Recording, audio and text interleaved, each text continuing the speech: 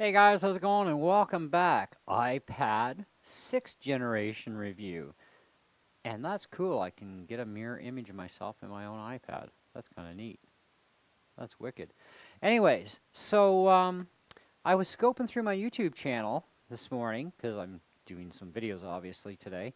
And I thought, have I done a 6th generation review video yet? Turns out I haven't. I've done all kinds of stuff. Mind you, you start to lose track after a while. I've got like, almost 3,000 videos on my channel now, so it's kind of like, did I review that? um, hmm. I even checked on my iPhone. Apparently I did do my iPhone, but I haven't done my iPad 6th generation. Now, I have two of these, so I guess that means I have an iPad 12th generation. No, I'm just kidding. Because there's another iPad right behind us on the music stand, which is actually one that is a 128 gig model that I have through Rogers. And recently it went through iOS 13 update, and it screwed me over on one of my music programs that I use. Which is actually called Guitar Tap, and that holds lyrics to a lot of programs that OnSong doesn't do for me, because I run the two programs, and I can't find another program better than Guitar Tap for doing my lyric stuff with, right? And it has a timer and stuff. Well, iOS 13 disabled my timer. I was not amused, let me tell you, okay? And of course, Guitar Tap hasn't done an update in about 2 years to their program anyway, and the only update they did do was a Dropbox one. So I'm kind of thinking, I got a big problem. um, that'll teach me for having automatic updates turned on, I guess. And try finding another iPad that has iOS 12 on it, which is fine with Guitar Tap, especially a brand new iPad because they're all being shipped now with iOS 13, except for the iPad 11. I think it's 11 Pro or something. And there was one other one. And if you can still find a 6th generation kicking around at one of your couriers, good luck. Not many of them actually have them. But at least the 6th gens will all come with 12, no matter what, which is fine. And so anyways, so I thought, well, there's got to be a way to go backwards. Apparently, only when you were running beta. Now that you're running the full 13, there is no reversing it, okay? So it's kind of like, now I got a real dilemma. So I bought a new iPad, which was actually this one. So it doesn't matter if I'm using this one as the example for the review or the one behind me. They're both iPad 6 gens. It's just that this is a 32 gig model. The other one is 128.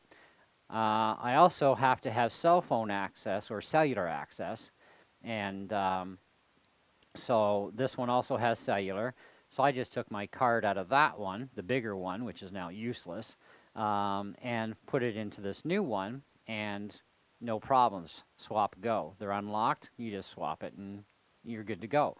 So anyways, so this one I actually bought outright. I got it from a pawn shop in North Bay, and got it for actually a really good deal. It was like 200 and I think it was 279 I paid for this one, and it's in pretty awesome condition.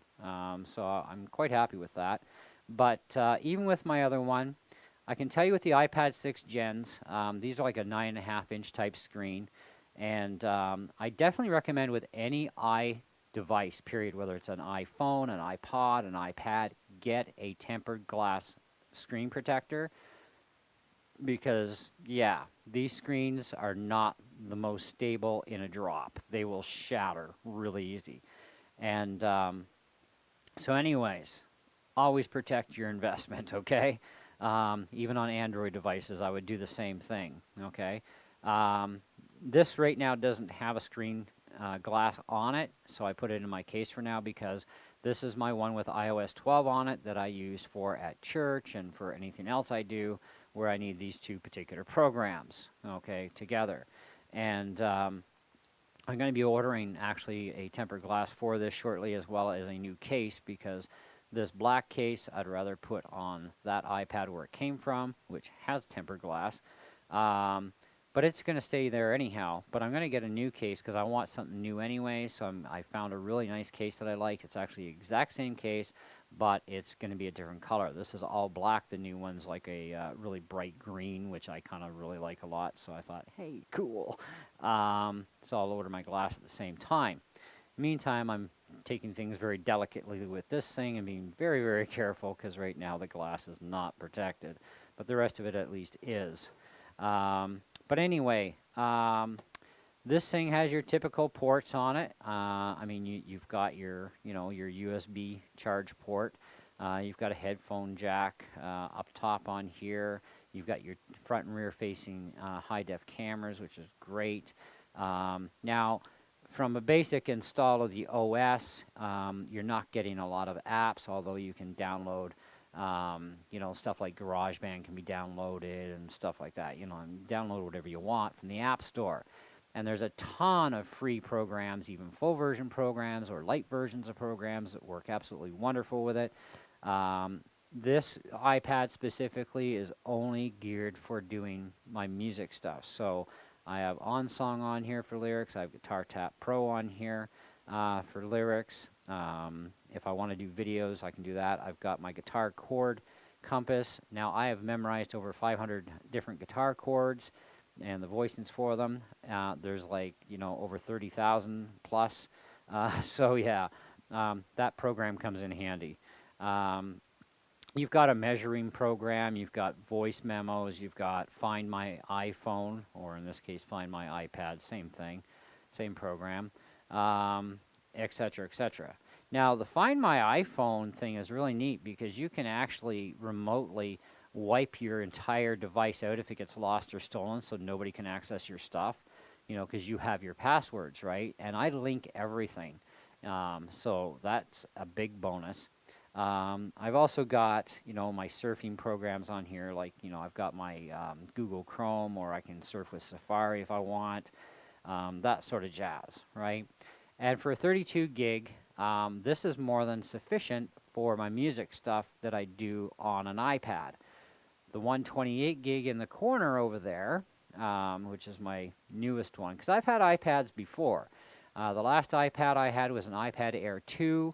And it was a great iPad, no qualms with it, but I ended up, this was my beginning stages of getting into the OnSong thing. It was frustrating the daylights out of me, and I was like, "Urgh!"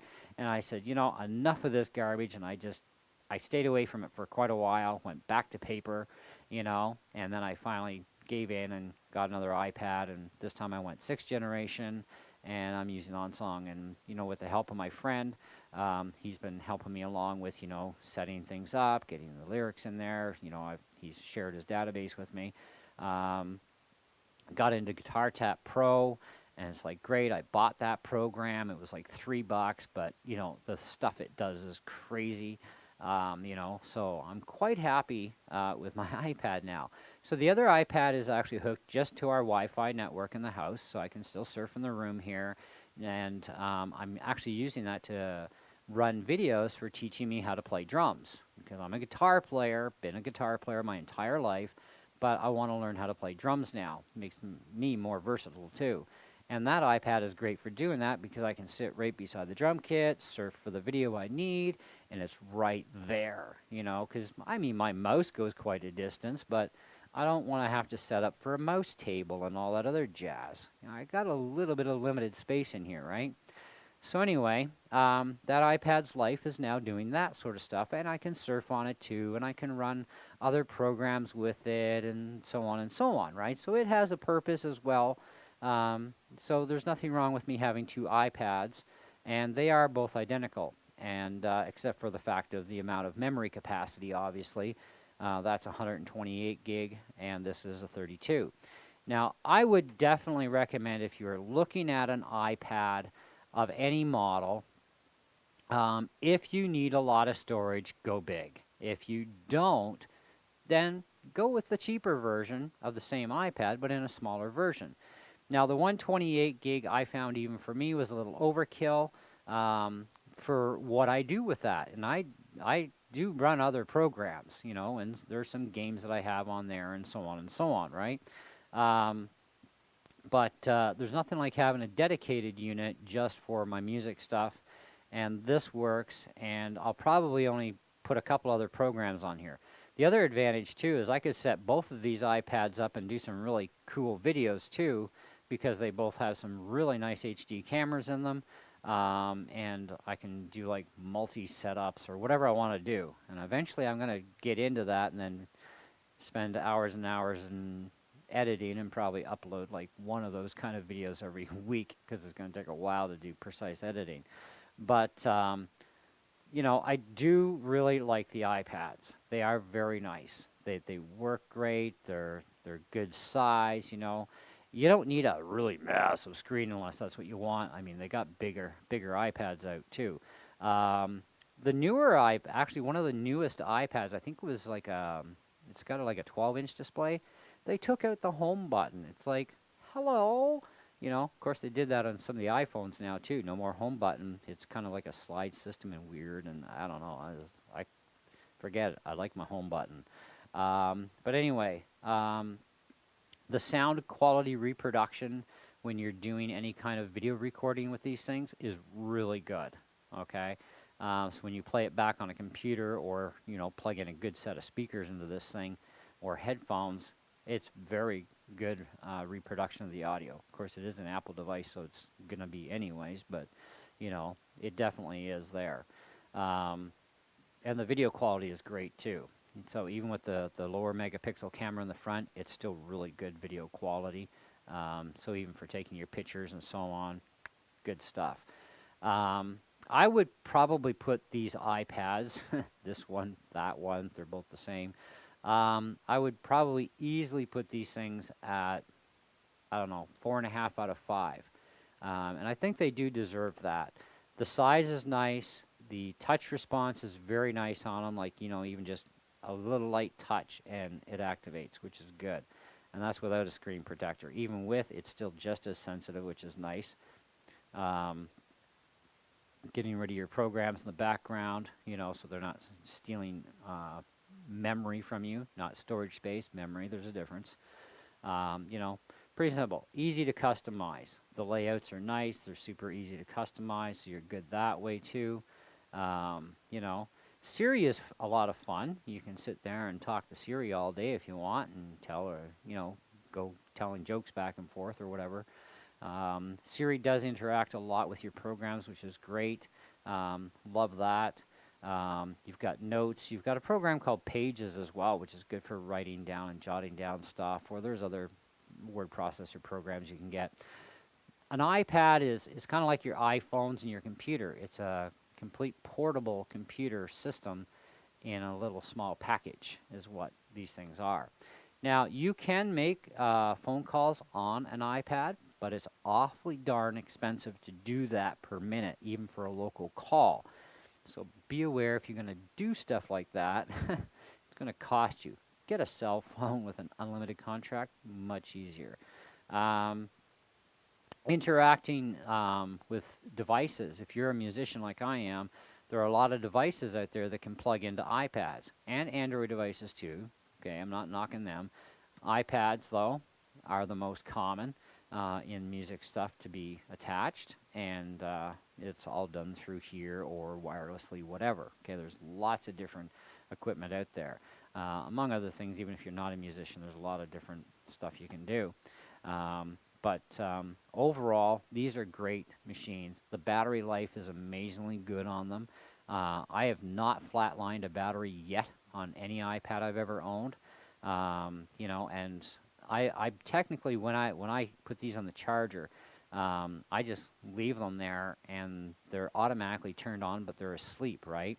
Now, if you turn off your power on your iPad and then you go and you plug it in, it turns your power back on, right?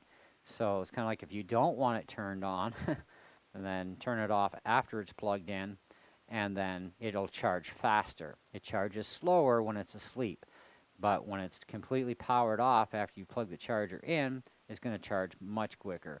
So probably, I would say, a rough guess would be not more than 2 hours to recharge the battery, even from virtually dead, you know.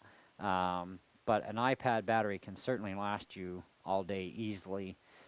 Get all your stuff done portable on the go, whether you have a data SIM or not. You do have wireless in these as well as a backup system, so you can, if you're at your donut shop or at your mall or what have you, you can attach to their free wireless, do all your surfing, your email, that sort of thing. Where it comes in the handiest to have a cellular account with one of these is if you want to upload and download, because you get restrictions when you're going on free networks, right? Whereas if you have your own data, you're fine. Now, I also have unlimited data on this too on a shared plan.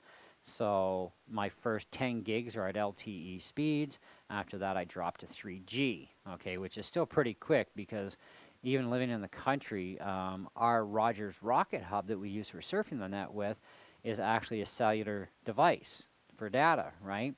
And we have limits to it, but it's technically LTE, but out in the country here where we're living, we get about 3G speeds, and we have like all of our devices in the house wired into that thing, so our cell phones are all hooked into the wireless, our computers are hooked in, and as long as those devices are turned on, of course, they're sucking bandwidth from the router, and we can still surf, upload, download pretty quickly, even at 3G speeds.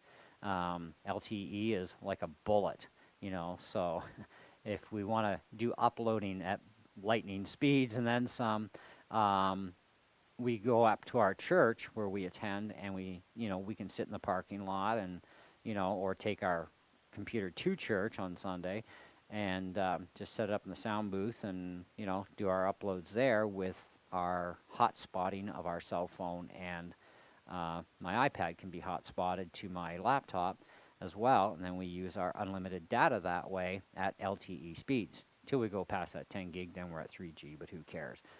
But I got to tell you, though, even LTE speeds uploading through an iPhone, I did a 630-odd meg file a couple weeks ago at LTE speed, and it took under 10 minutes. That same file at home would have taken well over an hour, okay? Because we only have 3G, basically, where we're at here at the house. So that's an amazing difference in time span and whatnot. So anyways, and sometimes the odd time we'll take our computers with us and that to North Bay when we go there, because we have LTE access to any nearest tower, so we can do our uploading there if we want to do that, if we're going to be in North Bay for the day and we both have a bunch of videos to upload, whoosh, we'd do that. But anyways, overall though, great iPad, really love it. Now this one I bought at the Hawk Shop for like $279. To me it was worth every penny for a used one, and it's not that old of a tablet either, or iPad. And of course the other one's on contract, so that one's like $20 a month for 2 years. So that's, I got a better deal in that sense because that came with the data plan and everything. And at 20 times 24, $20 times 24, it's $480. And now that was brand new 128 gig, brand spanking new, right, from my courier. So for a used tablet for $279, this was a good deal. Even in a 32 gigger, I think that was a really good deal. And it has the iOS 12, which runs my programs properly. I would definitely advise, though, if you have still got iOS 12, make sure that your automatic updates are turned off. Do it manually. Even if you're not a musician, you're not worried about that sort of thing, do your updates manually when you want them done, because the automated system will just go ahead and do it. So that's something to think about on that one. But eventually we're all going to have to conform to 13 and above, but not right now. So I'm keeping this particular iPad on 12 for as long as I possibly can. And the least amount of programs that I have to run on this, the longer it is before I'll ever have to worry about a reload period, because I have a feeling the next time I reload it, it won't be getting 12 on it, unless I make a backup ahead of time, which I'm considering actually doing.